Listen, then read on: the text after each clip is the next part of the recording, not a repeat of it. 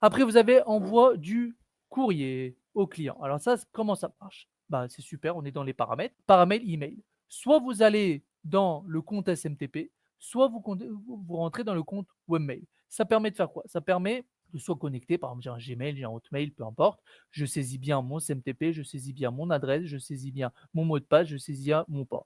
Donc le nom d'utilisateur et le mot de passe, ça c'est facile, vous le connaissez, c'est hyper simple. Par contre, pour SMTP, alors moi, je peux vous proposer mes services en tant que Gmail, parce que Gmail, je suis très pro là-dedans, donc je peux bien vous aider là-dessus. Par contre, pour les autres boîtes mail, c'est plus compliqué. On- Vous pourrez toujours trouver. Au pire, je vous laisse appeler le serveur si c'est OVH ou quelque chose comme ça. Je vous laisse y aller. Moi, je peux essayer de vous aider une fois, mais après, pour le reste, je ne peux pas vous garantir.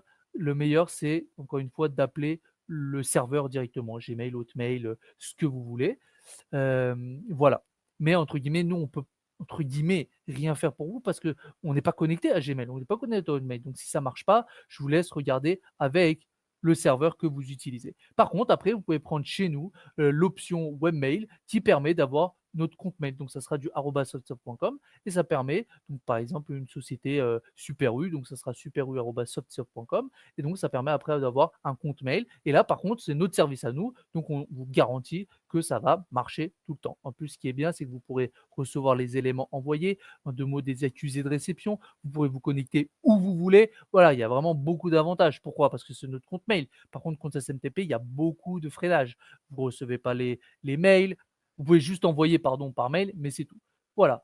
Et donc, pardon, tout ça pour dire que vous pouvez envoyer des courriers aux clients. Voilà, donc ça me permet que, comme on fait, alors soit je vais directement sur la fiche du personnel ou bien je vais sur la fiche du client.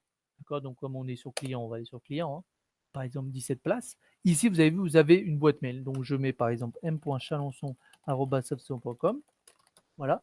Et donc, ça permet que quand je vais cliquer là-dessus, je pourrais envoyer un mail. Bon, là, il est vide, donc il faudra taper le mail. Après, quand je vais sur la fonction facture, pareil, je peux envoyer directement la facture. J'exporte la facture et j'envoie après par mail. Pareil, je pourrais envoyer un devis. Quand je vais sur un devis, je pourrais envoyer un devis. Donc après, je pourrais aller sur devis.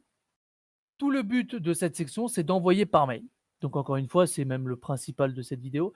Il faut bien, bien, bien paramétrer les mails dans table de référence paramètres. Si vous ne l'avez pas fait, c'est normal que ça ne va pas marcher. Si c'est un compte SMTP, je vous laisse entre guillemets vous débrouiller. Encore une fois, si c'est Gmail, à la limite, je peux un peu vous aider parce que je connais bien le système. Et c'est même surtout parce qu'il est facile. Ils ont ouvert les portes. Par contre, le reste, pas forcément. Et si après vous prenez notre boîte mail, c'est encore mieux. Et après, pareil, vous pouvez exporter en PDF le devis et après, vous pouvez l'envoyer par mail directement sur ce.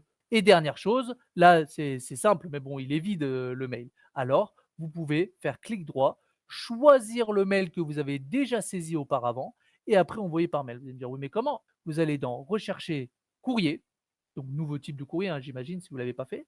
Je prends moi, le contrat, voilà, par ma contrat de prestation, par exemple. Je le crée comme tout à l'heure, hein, j'insère les champs, libellé client, l'adresse, etc.